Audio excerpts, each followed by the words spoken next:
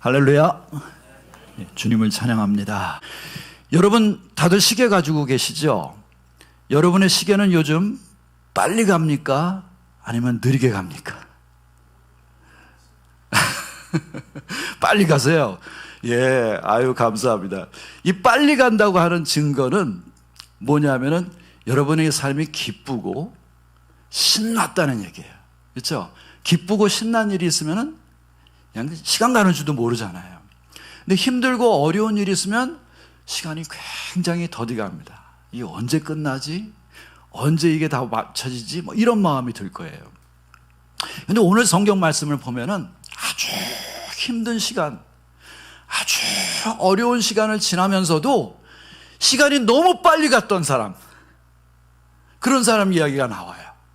이 성경 말씀 우리가 오늘은 그 중간부터 읽었지만 앞에 부분을 보면요, 이 야곱이 이제 아버지와 형을 속여가지고 멀리 외삼촌 집에 당도합니다.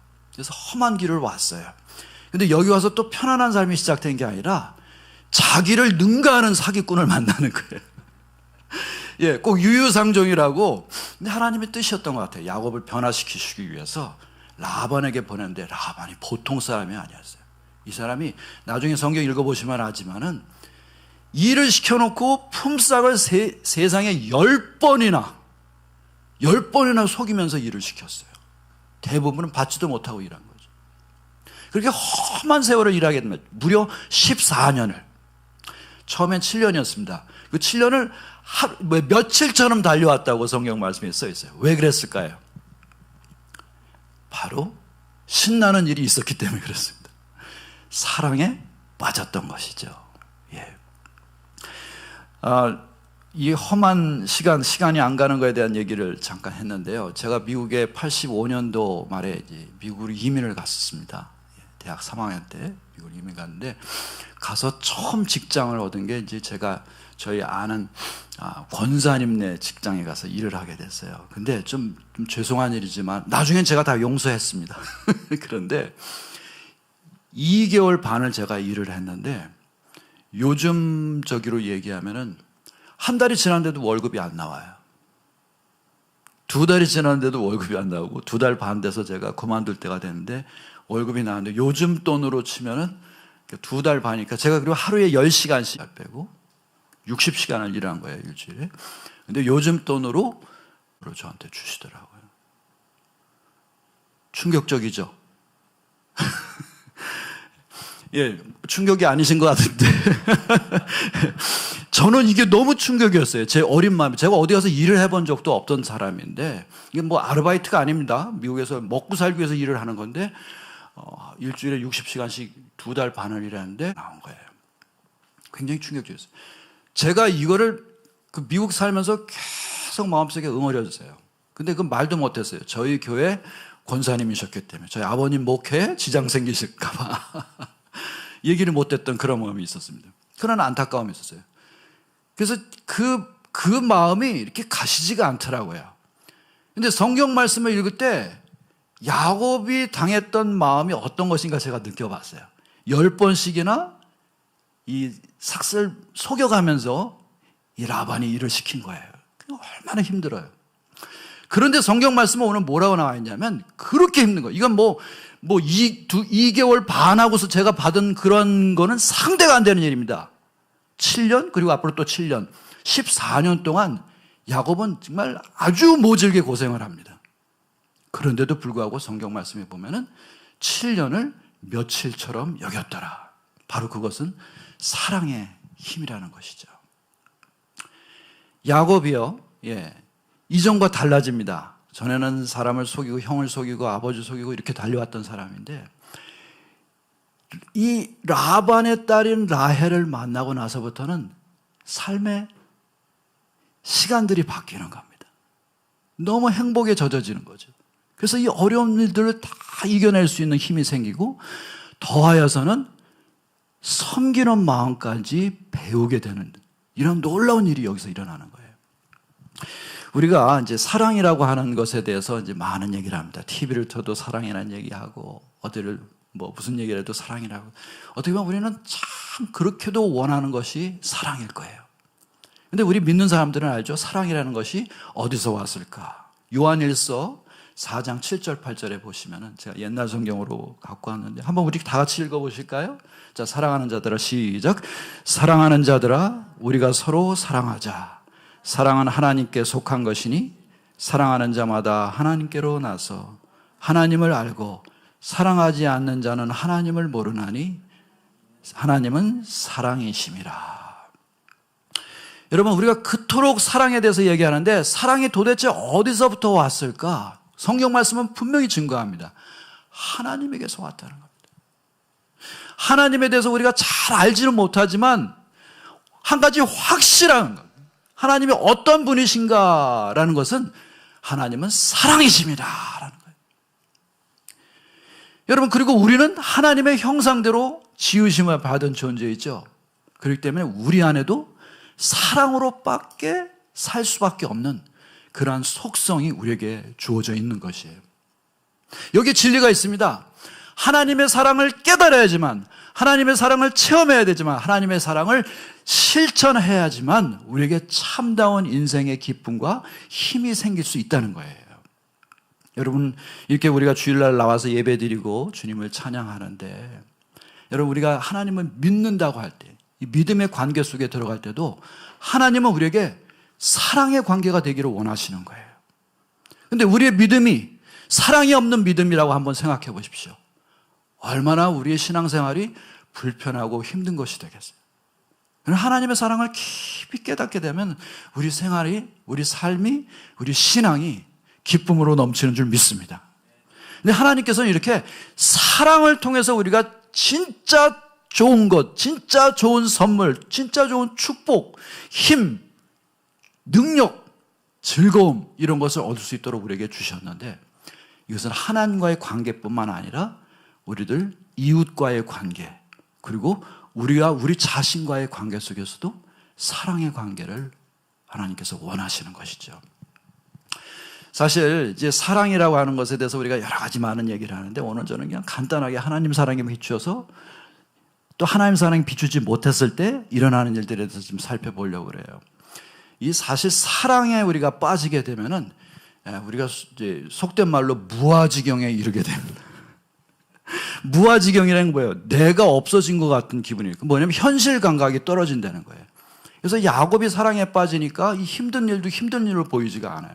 이게 좋은 면도 있고 안 좋은 면도 있지만 1차적으로 일단 좋게 봐야 됩니다.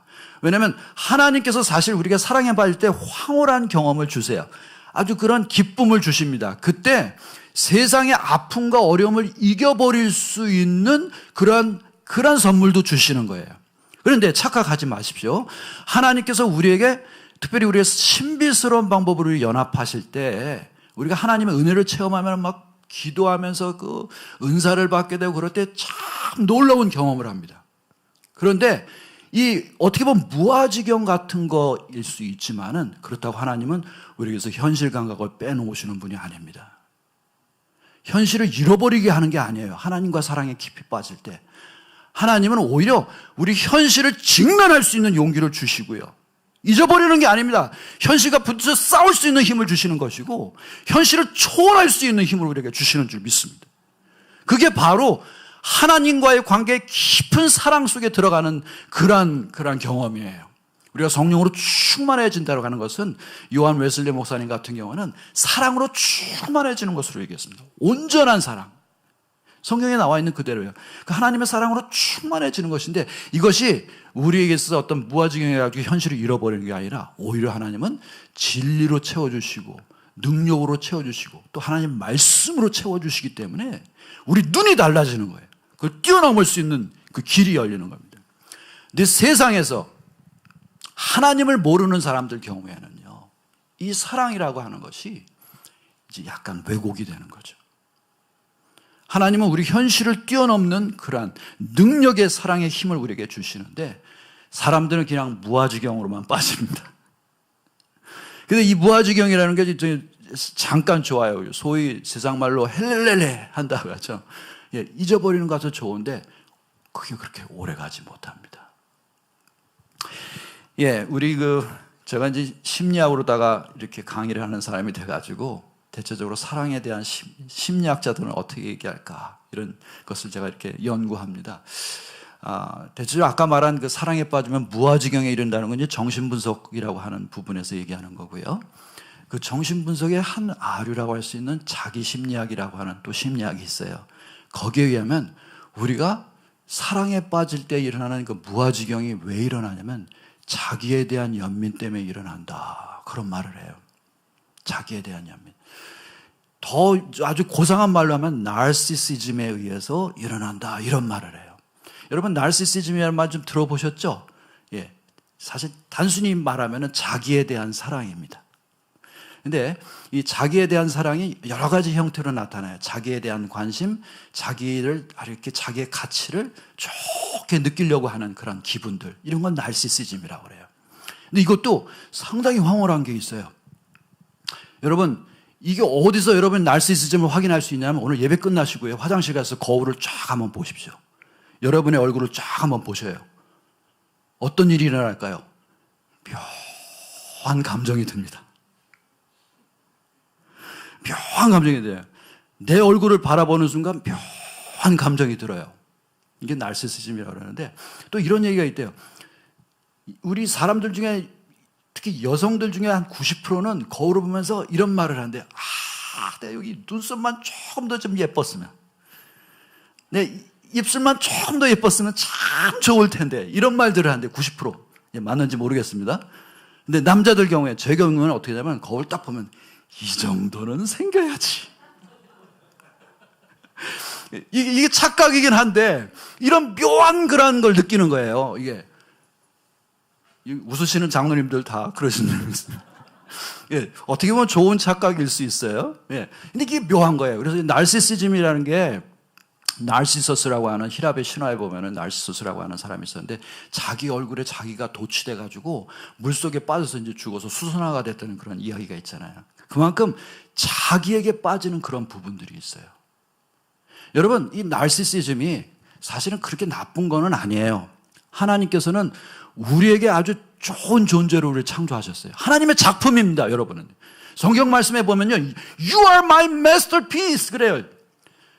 너 인간은 나의 최대의 작품이다라고 선언하는 거예요.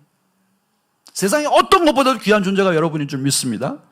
하나님은 그렇게 존귀하게 여기셔요. 그래서 우리는 우리 자신에 대해서 하나님께서 창조하신 것을 찾아내야 됩니다. 발견해야 됩니다.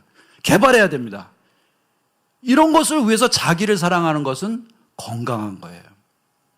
자기 개발의 원동력입니다. 그런데 이 건강하게 이게 자기 사랑이 이렇게 발전하려면 사실은 우리 인간은 사회적으로 지음을 받은 존재이기 때문에, 그 얘기는 뭐냐면 아기는 엄마에게 태어나고 아빠에게 태어나고 엄마 아빠에 의해서 양육을 받아서 자라나야 되고, 또 형제 자매 간의 사회적 관계를 배우게 되고, 자라나서는 학교 가서 친구들과의 관계를 배우게 되고, 그래서 이웃들에 대한 그런 관계 속에서 또 사랑을 배워야 되는 거예요. 그래서 이웃과의 관계 속에서 사랑을 배울 때 진정으로 내 존재 가치가 더 깊어지고 아름다워지고 더 소중해지고 또 살맛이 나는 거예요. 하나님께서 우리를 그렇게 만드셨어요. 그래서 하나님께서는 하나님과 우리 사이에서 사랑을 나눌 뿐만 아니라 거룩하고 존귀하게 지음을 받은 우리 자신을 사랑하고, 또한 이웃과의 사랑을 통해서, 가정을 이룰 때는 남편과 아내 사이의 깊은 사랑을 통해서, 또 자식을 낳고 또 사랑을 합니다. 이 사랑을 통해서 살아가는 줄 믿습니다. 사랑이 전부라 그래도 과언이 아니에요. 이런 모습입니다. 그런데 이 사랑이 병들 때가 생겨요. 이 나르시시즘이 처음엔 자기에 대한 사랑부터 시작되는데, 이게 병든 때가 언제냐면은, 바로 뭐냐면, 안타깝게도 지난주에도 제가 얘기했지만은 부모의 양육이 하나님의 사랑에 근거한 것이 아니라 자신의 힘만으로 하려고 할 때, 자신의 지식만으로 하려고 할 때, 그게 우리도 실수가 돼서 자녀들에게 아픔을 주고 상처를 주는 거예요. 제가 상담학 교수지만 제가 말씀드렸잖아요. 애 다시 키우고 싶다. 다시 키우면 잘 키울지 안 좋을지 모르겠는데 그런 생각이 가끔 들어요. 예. 실수한 게 너무 많아서, 상처 준 게 너무 많아서. 여러분, 우리가 학교를 그렇게 오래 다니고 많이 다니는데 학교에서 진짜 필요한 걸 참 안 가르쳐줘요. 저는 그래서 우리 서울신학대학교에도 제가 인간관계와 자기성장이라는 수업 만들었는데, 그거 목표는 뭐냐면요, 좋은 남편 되는 법, 이 다음에 얘네들이 결혼해서 좋은 아내 되는 법, 그리고 좋은 아버지, 엄마 되는 법, 이거 가르치려고 만든 거예요. 여러분, 저는 지금까지도 제가 고등학교 때 미분과 적분을 왜 배웠는지 모르겠어요. 목사가 된 다음에 한 번도 써먹은 적이 없어요. 여기 수학 선생님들 계실지 모르겠지만, 물론 제 지능을 뭐 발전시켜 준다든지 뭐 이런 지적인 능력에 도움은 됐겠죠. 그런데 그것보다 더 소중한 거 그런 거 아니겠어요?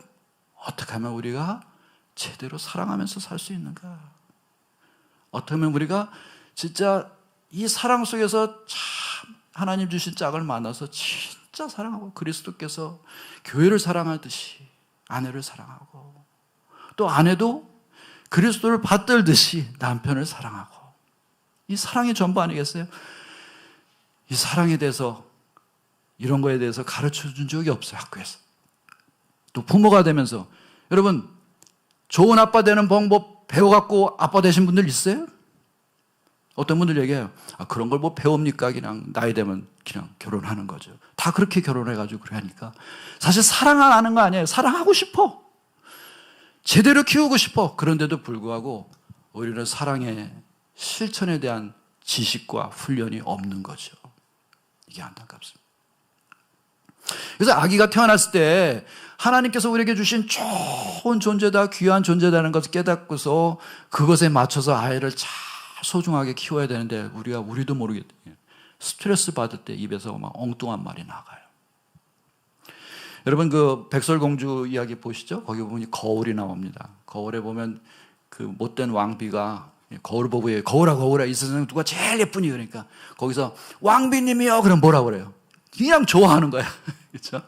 그런데 백설공주요. 그러면 화가 막 납니다. 거울이 말하는 대로 믿는 거예요. 여러분, 아기가 태어나면 거울이 있습니다. 그 거울이 누군지 아세요? 엄마예요. 아빠예요. 아이는 엄마, 아빠가 자기를 어떻게 비춰주는가, 그걸 느낌학상으로 배워요. 엄마가 애를 갖다 귀찮게 여긴다든지 힘들게 여긴다든지 그거 그대로 느낍니다. 자기 이미지를 그리게 돼 있어요. 근데 엄마가 사랑하는 눈으로 보고, 그랬어. 우리 왕자님. 우리 공주님. 얼마나 예뻐. 그래가지고 너무너무 소중해. 너는 하나님께서 나에게 주신 귀한 선물이야. 찬양하면서 키워보세요. 아이의 자기에 대한 느낌, 건강한 나르시시즘이 자라나는 거죠. 소중한 느낌이 자라나는 거예요. 그런데 우리도 스트레스를 받기 때문에 이런 건강한 말을 못하고 아이를 키울 때가 많아요. 너는 왜 이렇게 형편없냐? 뭐가 되려고 그래 도대체? 옆집에는 공부도 잘하고 부모님 말씀도 잘 듣고 철도 일찍 드는 것 같은데 도대체 넌 뭐가 되려고 그러니? 자, 거울이 이렇게 얘기하는 겁니다. 그럼 애가 뭐라고 해요? 나는 도대체 뭐가 되려고 그러는지 모르겠네. 옆집에는 공부도 잘하고 엄마 말도 잘 듣고 착하고, 그런데 나는 그렇지도 못한 것 같아. 난 뭐가 되려고 그러지? 백설공주에서 거울 얘기를 그대로 믿듯이 아기는 엄마가 얘기하는 거, 아빠가 얘기하는 거 그대로 받아들입니다. 그게 자기 그림이 돼. 야, 이거 쓸데없는 거 쳐! 밥이나 먹어! 그래, 내가 하는 건 다 쓸데없는 거야. 에라, 밥이나 먹자. 그래서 우리나라에 식당이 굉장히 많잖아요. 죄송합니다. 하여튼 이렇게 자라나면요, 자기에 대한 느낌이 굉장히 떨어지게 되는 거예요. 내 존재를 좋게 여기질 못해. 그래서 우리 이런 거 가르쳐서 낮은 자존감이다, 이렇게 얘기해요. 근데 이게 우리가 이 죄된 본성 속에서 살다 보니까 부모이면서도 애들한테 이렇게 상처를 주고 자라요. 저도 그랬어요. 저도 그런 거 있어요.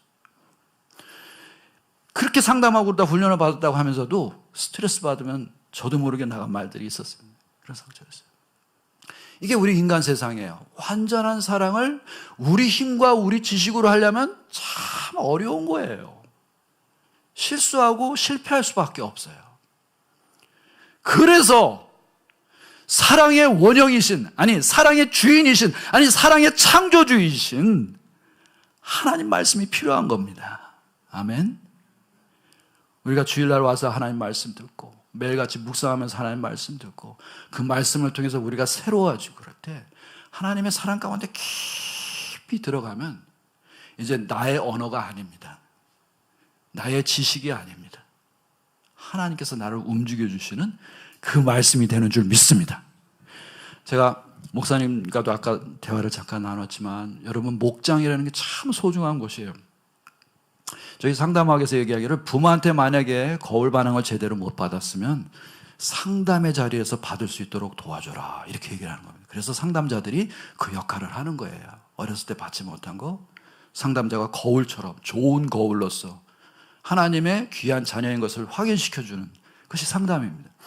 근데 여러분, 이게 상담만 공부한 사람들만 하는 거 아니거든요. 사실은 교회를 하나님께서 그거 하라고 지금 만들어 주신 거예요. 사실은 주님을 찬양하고 예배하지만 그 다음에 우리는 또 동시에 이 세상에 있는 동안 우리 서로 아껴주고 서로 돌보아가면서 서로 지켜주고 하나님 말씀 나누고 실천하고 이렇게 해가지고 서로 다 붙들어주고 그렇게 살아가라고 우리 교회를 세워주신 거예요. 그런데 오늘날 교회 보면 너무 좀 일방향적이야. 말씀의 선포는 있는데 그것을 가지고 나누고 이렇게 또 실천하고 할 수 있는 장을 이렇게 많이 못 마련해 주고 있습니다. 그게 오늘날 우리 한국교회의 현실이에요. 그런데 얼마나 좋습니까? 목장을 통해서 세상에 저는 너무 놀랐어요.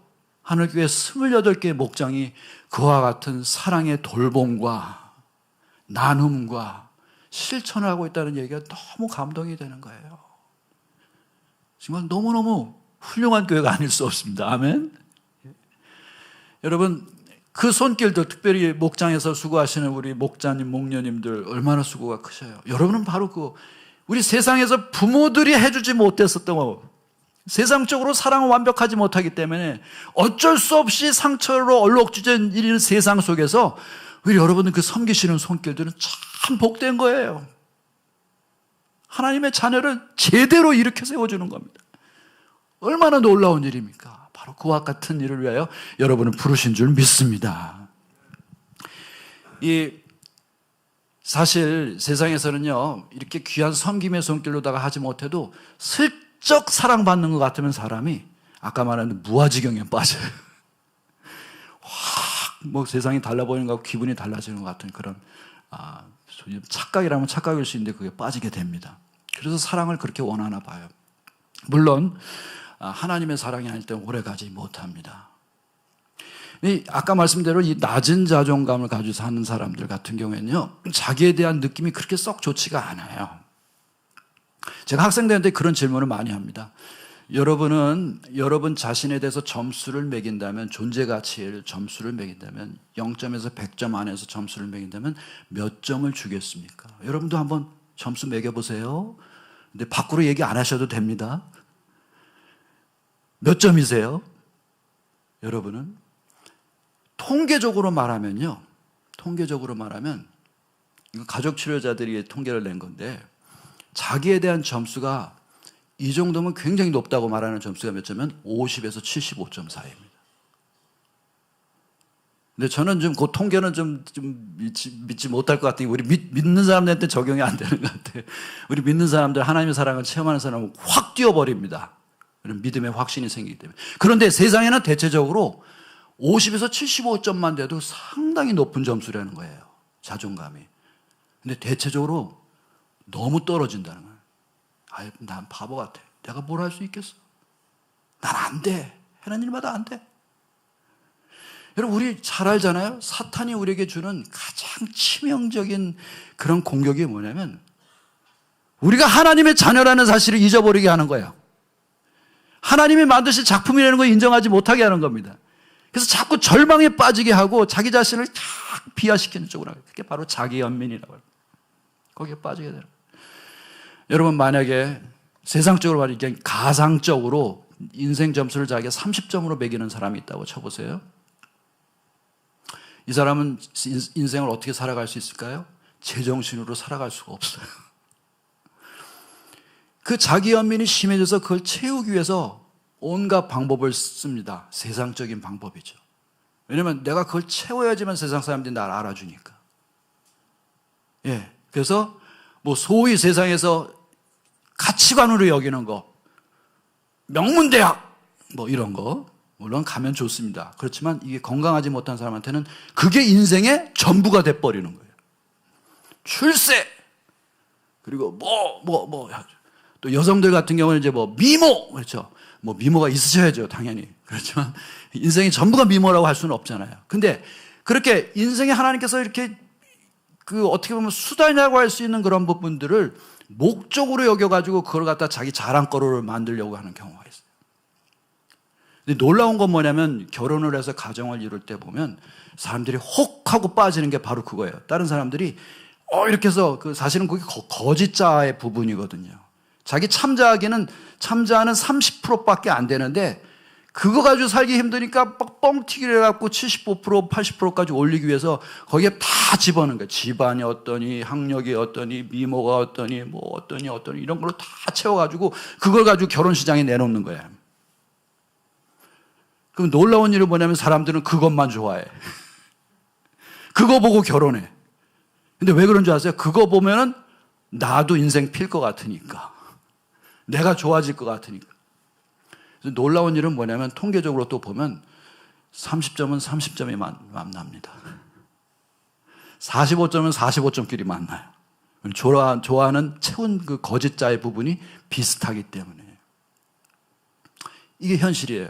그래서 저희 상담 현장에 가면은 뭐가 좋아서 결혼했다고 막 그래요. 그런데 보면 다 자기 연민에서 뭔가를 채우고 거짓으로 다 채워놓은 거 보고 남한테 그걸 소개한 건데 거기서 혹 해가지고 그거 보고 결혼한 사람들. 근데 여러분 놀라운 일은 뭐냐면 남자와 여자가 좀 차이가 있습니다. 근데 남자와 여자가 사랑에 빠질 때는 여성들 같은 경우는 계속 시간이 지나면 지날수록 더 깊은 그런 관계 속에 들어가기를 원해요. 더 사랑이 발전해 나가기를 원하는데 남자는 조금 수준이 떨어집니다. 그래서 어렸을 때부터 남자는 관계지향적이 아니라 목표지향적으로 훈련을 받아가지고 한 단계 목표가 달성되면 다른 목표를 향해서 관심이 바뀌어요. 그러니까 결혼도 하나의 목표였던 거야. 그러니까 결혼하면 목표가 달성됐죠? 그 다음에 어떻게 됩니까? 이제 내가 열심히 직장 생활해야지 이쪽으로 목표가 바뀌는 거예요. 그럼 여성 쪽에서 볼 때는 사랑이 식은 것처럼 보일 수도 있어요. 이거 남녀의 차이 때문에 그런 건데 그런 생각들이 올 때 그러면 어떻게 됩니까? 여성 입장에서는 내가 그때 콩깍지가 씌었지. 아니면 더 심하게는 속았다. 라고까지 하는 경우가 있다는 거죠. 그러면 이 엄마가 되잖아요. 사람들이 그래요. 부부 사이가 안 좋으면 애 낳아봐. 애 낳으면서 다시 사랑이 생기고 그래서 애를 낳아요. 근데 자존감은 지금 떨어져 가고 있죠. 남편 사랑 못 받는 것처럼 생각되죠. 그러니까 어떻게 할까? 애를 키우면서 자기도 모르게 아까 말한 대로 스트레스가 나오는 말을 해. 이 바보같이. 공부도. 애를 공부시켜가지고 또 이렇게 자기 자존감을 놀려는데 너무 무리하게 또 시켜. 그러니까 애가 따라가질 못해. 이 바보같이 지 애비 닮아가지고 공부도 못하고 지. 그럼 애가 그것을 들으면 또 어떻게 되겠습니까? 거울처럼 들으니까 자존감이 또 떨어지는 대로 또 받아갖고 사는 거예요. 여러분 야곱과 에서 얘기 지난번에 했는데 이삭이라고 하는 분이 사실은 낮은 자존감이에요. 근데 애들을 키울 때 역시 또 낮은 자존감이에요. 야곱도 그런 인물이었어요. 자기 연민에 빠져 있는 그런 사람입니다.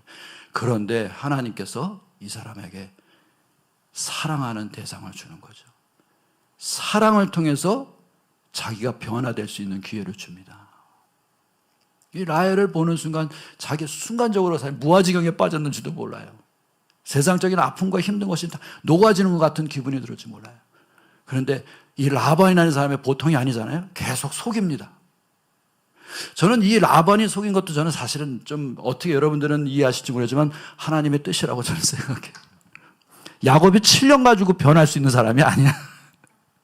그 7년을 더 더해가지고 14년이라고 하는 세월을 통해서 야곱이 계속 변화되는데 놀라운 일이에요. 야곱이 돈 한 푼 안 받고 7년, 14년 일할 수 있는 사람이 아닙니다. 장자권, 축복권 빼내껴서 팥죽으로다가 딜했던 사람이에요. 아버지까지 속였던 사람입니다. 그런데 이런 사람이 사랑 때문에 그 일을 참아갑니다. 그러면서 놀라운 일이 일어나요. 섬김의 일을 배우게 되는 거죠. 여러분, 아까도 목장 얘기를 하면서 말씀드렸지만, 참 귀한 제도입니다. 이 목장 열심히 참석하세요. 거기는 이 신앙생활에 뿐만 아니라 1차적으로 신앙생활을 좋겠고, 두 번째는 나눔이 있기 때문에 여러분, 이건 집단 상담의 효과가 있어요. 돈 안 내고 집단 상담 받는 거예요, 여러분. 거기서 그 훈련 받으신 우리 목자, 목녀분들이 섬겨주시잖아요. 사랑 체험하는 거예요. 사랑으로 채워지는 겁니다. 내가 변화되는 거예요. 근데 목자, 목녀분들은 더 커다란 축복 받으신 줄 믿습니다. 왜냐하면 섬김의 축복이기 때문에 그래요. 제가 시카고에서 이제 그 목사 안수 받기 전에 이제 전도사 생활을 할 때 주일학교도 하고 유스 미니스트리도 하고 그랬어요. 청소년부도 하고 그랬는데 제가 철저히 깨달은 거 있어요. 중고등부 애들이 진짜 변화 받으려면 어떻게 해야지 변화를 받을까? 걔네들만 공부에 신경 쓰고 딴 데 스포츠 신경 쓰고 막 정신이 하나도 없는 애들한테 주일날 설교해갖고 내가 뭐 20분 30분 설교한다고 애들이 절대 변화 없어요. 좀 미안한 얘기지만 듣는 것 같지도 않아. 물론 하나님의 말씀은 그 안에서 어떻게 신비스럽게 작동하는지 우리는 알 수 없습니다. 분명히 역사하셨으리라고 믿어요. 그런데 언제 변화가 있는지 제가 체험한 것은 뭐냐면, 한 번은 제가 유스 애들을 데리고서, 우리 미국에서는 유스라고 합니다. 중고등부 애들 데리고 어디를 가냐면 노숙자 센터를 갔어요. 홈레스 피플이 와가지고, 미국에서 보면 이렇게 커피도 마시고 와서 이렇게 음식도 먹고 가는 데가 있어요. 우리 한국도 있잖아요, 그렇죠? 그 노숙자 센터를 갔어요. 가가지고 그 사람들 밥 먹는 거 구경시키려고 간 게 아닙니다. 거기 있는 목사님이랑 연락해가지고 그날 우리가 서브하는 거예요. 그래서 커피 잔도 이렇게 따라주고, 또 이 사람들이 식판을 가지고 이렇게 올 때 거기다 이렇게 음식도 이렇게 나눠주고, 이렇게 해가지고 이렇게 식판을 이렇게 들고 이렇게 지나갑니다. 그러면 앞에서 이렇게 다 주는 거죠. 뭐 빵도 주고 국도 주고 이러는 거 애들이 쫙 주워가지고 그랬어요. 처음엔 애들이 뭐 이런 거 시키나 해가지고 뭐 그런 눈동자였었는데 그걸 하고 왔어요. 근데 세상에 애들이 너무 변하는 거야. 너무 변한 거야, 애들이. 그래서 니네 무슨 일이 일어났었니? 뭐 어떤 경험이었어? 라고 이제 물어봤더니 말이에요. 제가요, 희망이 없는 사람들의 눈동자를 처음 봤어요. 너무 슬펐어요. 너무 안타까웠어요. 전 지금까지 그런 거 본 적이 없었어요. 그리고 제가 커피 한 잔 이렇게 주는데 그 고마워하는 눈빛을 봤어요. 빵 하나 올려놔 주는데 너무너무 행복해 하더라고요. 제가 이런 거 처음이에요. 이렇게 섬기니까, 서브하니까 너무너무너무 달라지는 걸 제가 느꼈어요. 그래서 하나님, 전도사님이 얘기하는 하나님께서 우리에게 사랑을 주신다고 하는 것이 무엇인지를 제가 좀 알 것 같아요.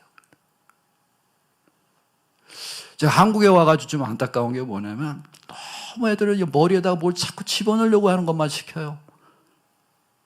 그러면 애들이 변화될 줄 알고 미래의 주역들이 될 줄 알고, 좀 미안한 일이지만 똑똑한 애들은 많이 만들어내고 그런 건 사실이지만, 자기밖에 모르고 자기 출세를 위해서 공부하고 자기 잘난 것을 위해서 자랑하기 위해서만 모든 것이 목표가 맞춰져 있는 애들, 또 부모가 그렇게 가르쳐 나간다면 참 안타까운 거예요. 우리 한국을 이끌어갈 지도자들이 누가 될까? 미국에서는 그런 부분이 있습니다. 제가 느낀 게, 거기에 뭐 저 있던 교회뿐만 아니라 많은 교회들이 순서를 정해서 와서 하거든요. 주말이 되면 다 청소년 애들이 와서 그걸 해. 뭐 물론 크리스찬이 몇 명 안 되지만 와서 그래도 하고 있는 애들이 지나가고 하면은 걔네들이 미래의 주역이 되는 거예요. 걔네들이 미국을 이끌어 나가는 힘이 되는 겁니다. 하나님은 바로 그와 같이 섬기는 사람들을 쓰시는 줄 믿습니다. 근데 놀라운 일은 애들이 그걸 할 때 그렇게 행복했다는 거예요. 너무 큰 것을 깨달았다는 겁니다. 야곱이요, 변화되는 거 언제 학교 다녀서 변화되겠습니까? 아닙니다. 사랑의 힘이었는데, 그래, 사랑의 힘은 섬김의 자리로 억지로 가게 했던 거예요, 처음에는. 그런데 섬김을 통해서 자기가 가정을 이루게 되고 또 자식을 낳게 되고 그렇게 나아가면서 인생의 참된 기쁨과 소망이 무엇인지를 알게 됩니다. 근데 하나님께서 야곱을 축복하셔가지고 이렇게 섬기는 자가 됐더니 드디어 다 찾게 해주십니다. 라반한테 14년 동안 당했는데 나중에 양떼, 여러분 아시죠? 이 줄무늬가 있는 양떼를 야곱이 갖기로 했는데 태어나는 양들마다 줄무늬가 있는 거야.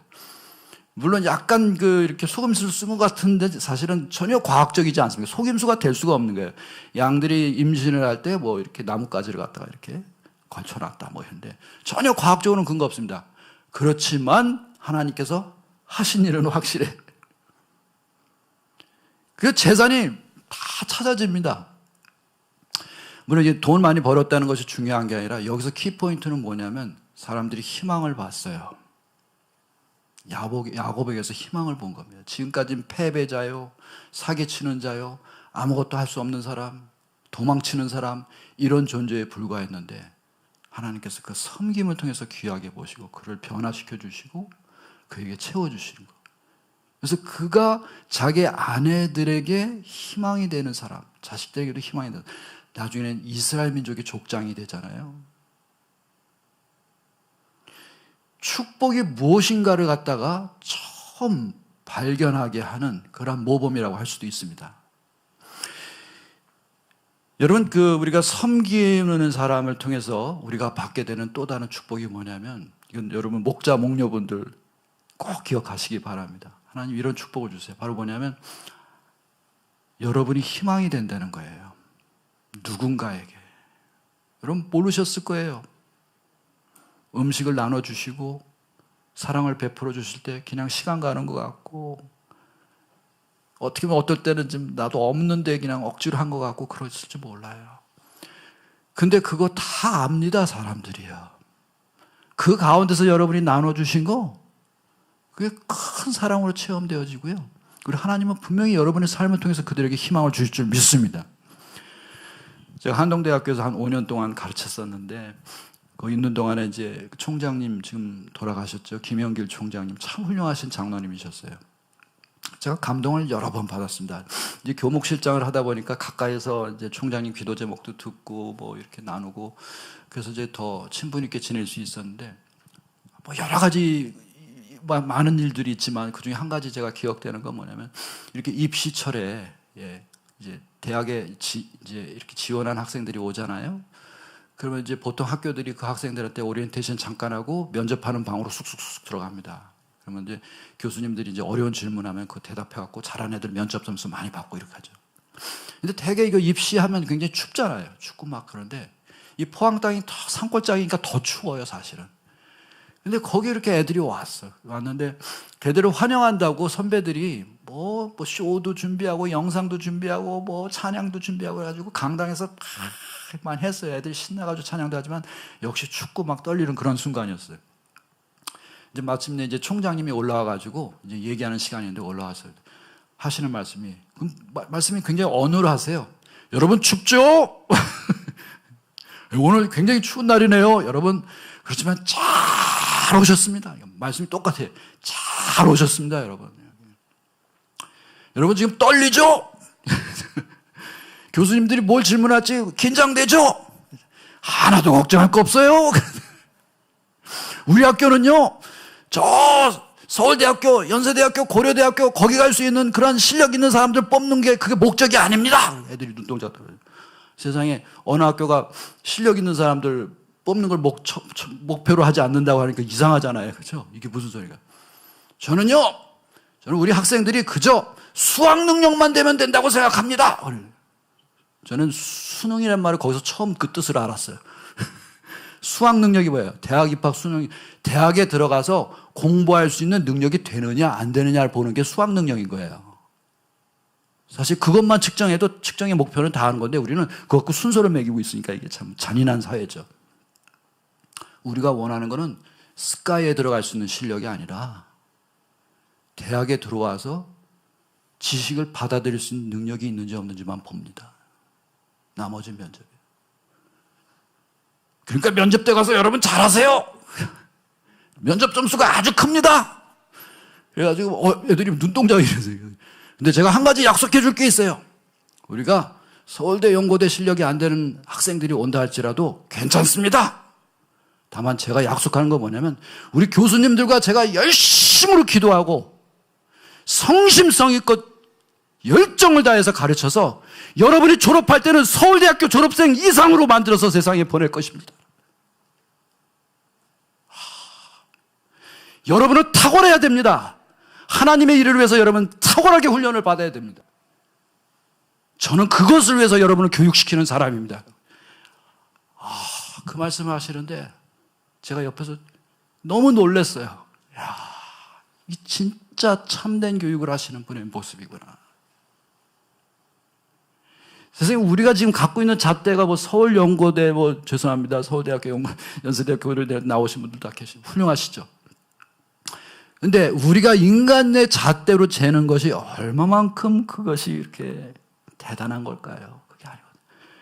그 사이에서 혹시라도 고등학교 때 실수를 해서 또는 환경이 좋지 못해서 또 어떤 이유 때문에 그렇게 될 수 없었던 사람들도 많잖아요.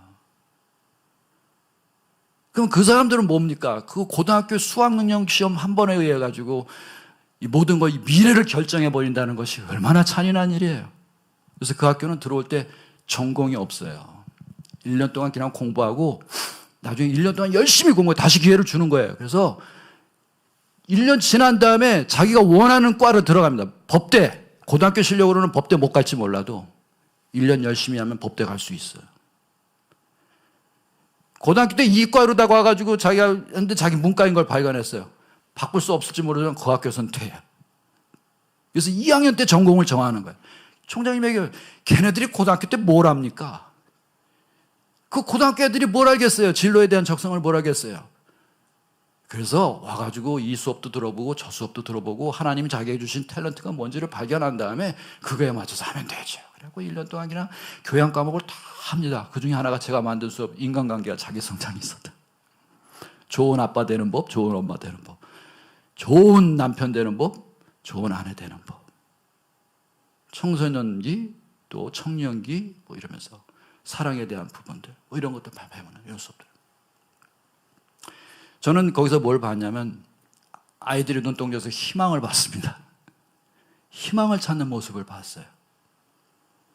섬기는 사람은 이와 같은 축복이 있습니다. 여러분이 수고하고 노력하고 애써서 이렇게 베풀어 주실 때 사람들은 희망을 찾아요. 어떤 사람은 절망 속에서 헤어나오지 못했었을 그런 사람도 있었을 것입니다. 그러나 여러분의 작은 섬김이 바로 그와 같은 놀라운 하나님의 선물을 전달해 주고 있는 줄 믿습니다. 이게 바로 사랑의 힘인 거예요. 가정에서, 교회에서, 목장에서, 또 직장에서 어느 곳에든 남들이 알아주지 않는다 할지라도 하나님은 보시고 계시고 하나님은 알고 계셔요. 그리고 반드시 내가 너와 함께 하리라 하시는 하나님께서 여러분을 사용하시고 여러분을 통해서 하나님의 나라를 확장시키시는 줄 믿습니다. 그와 같은 사랑의 힘, 사랑의 능력을 체험하시는 여러분 되시기를 주님의 이름으로 축원합니다. 잠깐 기도하고 우리 찬양하며 나아가겠습니다. 하나님 고맙습니다.